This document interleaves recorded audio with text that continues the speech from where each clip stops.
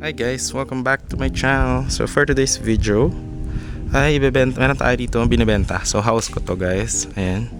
So ito is for sale. Fresh yung balance po siya. Katabi lang siya ng corner lot. Ito yung car ko. Ayan.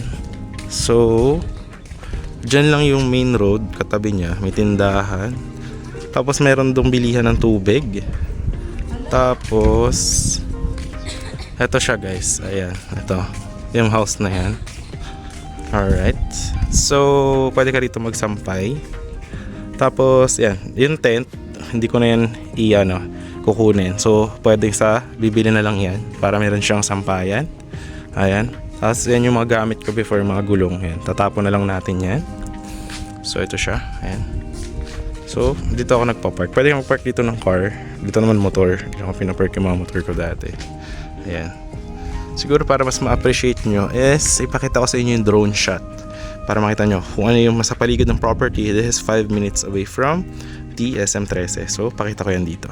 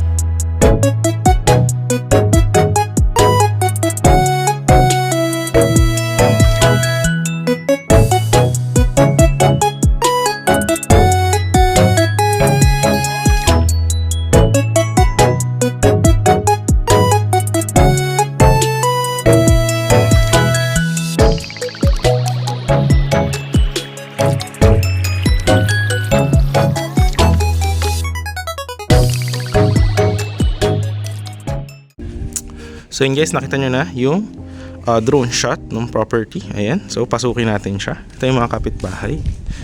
Ayan, ito yung sa tapat. Ayan. So maganda dito kasi ayan na yung corner lot. Katabi nyo lang yung corner lot. Ayan. Tapos katabi nyo lang yung court. Tapos malapit lang siya sa highway. So ito siya guys. Ayan. Alright, may second floor. Ayan. So ito siya, ito yung lumang sopa, tatapon na lang yan. Tapon nyo na lang. Ayan yung bintana, ito yung pinto. Ayan. So, naka-vinyl tiles siya. So, pwede nyo palitan ng tiles, kayo na bahala. Ito, pwede nyo palagyan ng, ano tawag nito? Yung plywood na kisam. Ayan. So, ayan siya. Yung hagdan pa second floor, ikutin natin mamaya. Naka-extension na rin yung kitchen. Ayan. So, ito parang pwede nyo gawing mini bar. Ito naman is yung lababo, naka-tiles na yan. Pwede nyo lagyan ng gamit sa ilalim. Tapos CR. Yan, ito pala napaayos ko na yan. Yung mga drainage nya. Yan. CR, ito. Nakabuksan natin ilaw. Yan. Ito yung CR guys. Yan. So malaki yung CR. Yan siya. Okay. Alright. So malaki. Yan. Hindi siya normal lang na CR. Malaki po siya. Ayan. Linisan na lang, no? Tapos, ito yung sa labas. Ayan guys. Kita nyo naman. So, malawak, no? Ayan siya. Tapos, bakit tayo sa second floor para makita nyo. Ito po yung hagdanan. Ito yung dun sa may baba. Ayan. Alright. Okay. Ito, meron pa ditong storage area. Ayan. So, pwede nyo palagyan ng mga gamit dyan. Tapos ito yung pintuan niya. Ayan. Ito yung doon tayo galing sa hagdan. Pinturahan nyo na lang yan, no? So, dito yung second floor. Alright. Nalagyan lang namin mga karton dyan. Ayan. Loft type siya, guys. Ayan. Okay. Ayan. Ito yung aming room. Ayan. Mataas siya. Ayan. Tapos, naka-aircon kami ngayon, split type. Ayan. Naka-vinyl tiles na din siya. Ayan, dito na nilagay yung kama. So, nililipat na lang namin yung gamit. May internet dito, Globe. So, papadisconnect na lang namin. Lagay na lang kayo ng bago nyong connection. Ayan.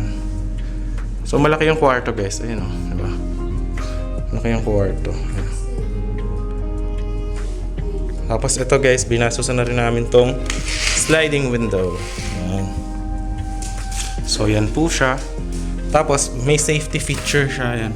Napapadlock siya para ano. Tapos ito nasasara. Open nyo lang. Pang. Dito namin nilagay yung aircon. So tatanggalin ko na lang yan mamaya. Ayan. Okay. Ayan siya. Tapos ano pa mga kailangan? Yan lang naman. Yan yung mga kapitbahay nyo. Ayan.